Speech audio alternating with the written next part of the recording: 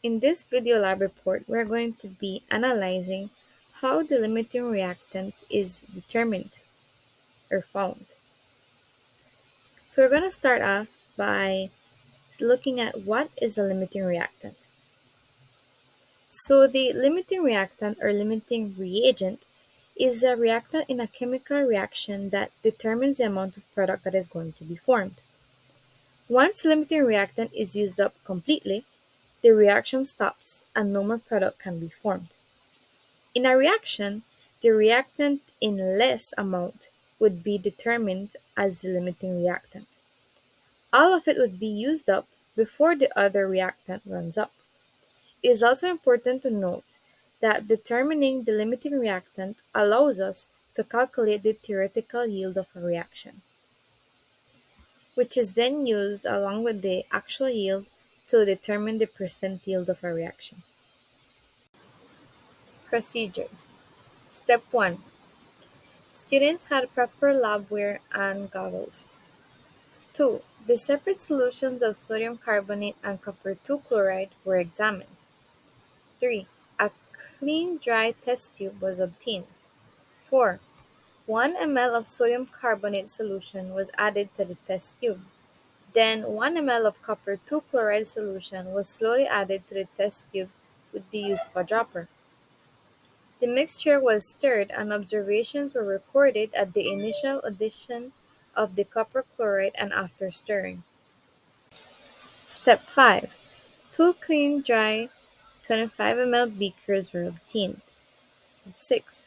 The first beaker was then tiered and 0.4 grams of the first solid sodium carbonate and copper chloride mixture was weighed and the mass was recorded. 7. The second beaker was then tiered as well and 0.4 grams of the second solid sodium carbonate and copper chloride solution was weighed and mass was recorded as well. 8. 10 ml of distilled water was added to each beaker. Then each of the solids was dissolved by stirring with a stirring rod. Then the reaction mixtures were gently stirred for 2 minutes each. The appearances of the mixtures in each beaker was observed and recorded, then compared to what was obtained in the test tube mixture in step 4. Procedure number 11. Buchner filtration apparatus was then set up. The flask was rinsed out before filtration started. A pencil was then used to label filter paper for the identification. The filter paper was weighed and its mass was recorded. Trial 1 reaction was then transferred to the funnel using a stirring rod to direct the flow and to encourage bits of precipitate onto the paper. About 2 ml of distilled water was used to transfer the remaining precipitate in the beaker to the filter paper. The product was then filtered. Procedure number 16. The color of the filtrate was then observed and recorded. 17. The residue was then washed off with 2 ml of ethanol with the use of a dropper. Procedure number 18. The vacuum was turned off, the filter paper was carefully transferred, and the precipitate was transferred to a watch glass. Steps 12 to 18 for the trial 2 reaction mixture were repeated. Solids were then left to dry in an oven for overnight. The filter paper precipitate was then weighed and its mass was recorded.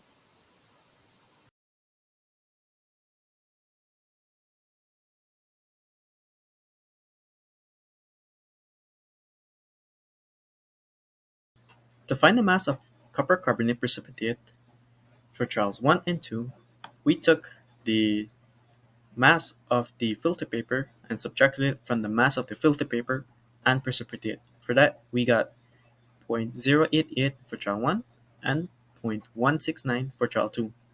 Then we found the moles of copper carbonate for trials 1 and 2. With For that, we took the mass and divided it by the molar mass. For that, we got 0.00071 moles for trial 1 and .00137 for trial 2. Then we found the moles of copper chloride for trials 1 and 2. With this, we used the balance equation, which gave us a 1-to-1 ratio. So the moles for trial 1 would be 0.00071, and for trial 2 would be 0.00137. Then we found the mass of copper chloride for trials 1 and 2, which we did by multiplying the moles by the molar mass. And for that, we got a figure of 0.09546 grams and 0.18420 grams, respectively, for trials 1 and 2. Then we found the moles of sodium carbonate for trials 1 and 2. As stated before, it was a 1-to-1 ratio, so the moles remained the same. For trial 1, it would be 0.0071, and for trial 2, it would be 0.00137.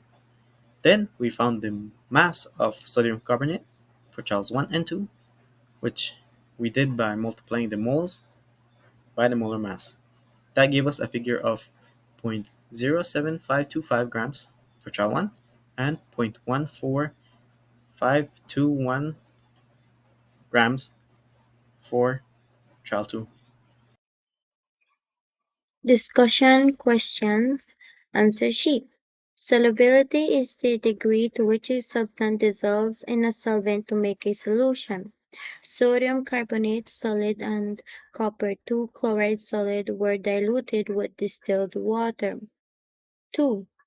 The dielectric constant is the amount of energy required to separate two opposite charge regions in the solvent as compared with the energy required to separate in the vacuum. This is when the vacuum separated the water and the solid of sodium carbonate and copper 2 chloride solution. 3. Limiting reagent is the reactant that is completely used up in a reaction. Determines when the reaction stops. It's basically calculating the amount of product that each reactant produces. 4. Theoretical yield. Now, this is the maximum amount of product that can be formed in a chemical reaction based on the amount of limiting reactant. Determines the amount of product formed after drying of the solid. Precipitate. The formation of a solid in a solution during a chemical reaction. The solution of sodium carbonate and copper 2 chloride produce small amounts of precipitate. Percentage yield compares the quantity of product actually obtained with what could have been obtained. So if all the reactants were converted without any waste. Discussion questions beam answer sheet. 1. Balance reaction. Copper 2 chloride plus sodium carbonate gives off copper carbonate plus sodium chloride. If copper 2 chloride were the limiting reagent, the color of the filtrate would be light blue color. If sodium carbonate was the limiting reagent, the color of the filtrate would be a white color. The colors of the filtrate were predicted based on the color of the solution. Copper 2 chloride is a clear yellowish and sodium carbonate is a clear blue. Sodium carbonate being the limiting reagent for trial 1 and copper 2 chloride is to be the limiting reagent for trial 2. 3. Yes, the identification of the filtrate accurately predicted the yield of product. 4. The percentage yield for this reaction is 100%. We believe this is a high percentage yield as compared to most which are normally under 100. The yield may be improved by the oven drying. 5. This student percentage yield at 115% may have been that high due to the impurities that cause the mass to be more since as compared to it if the product was pure. 6. If the student rapidly poured the mixture in and got some product of the edges of the filter paper, some of the product is lost as therefore when calculating percentage yield, the maximum amount of the product will not be. Conclusion.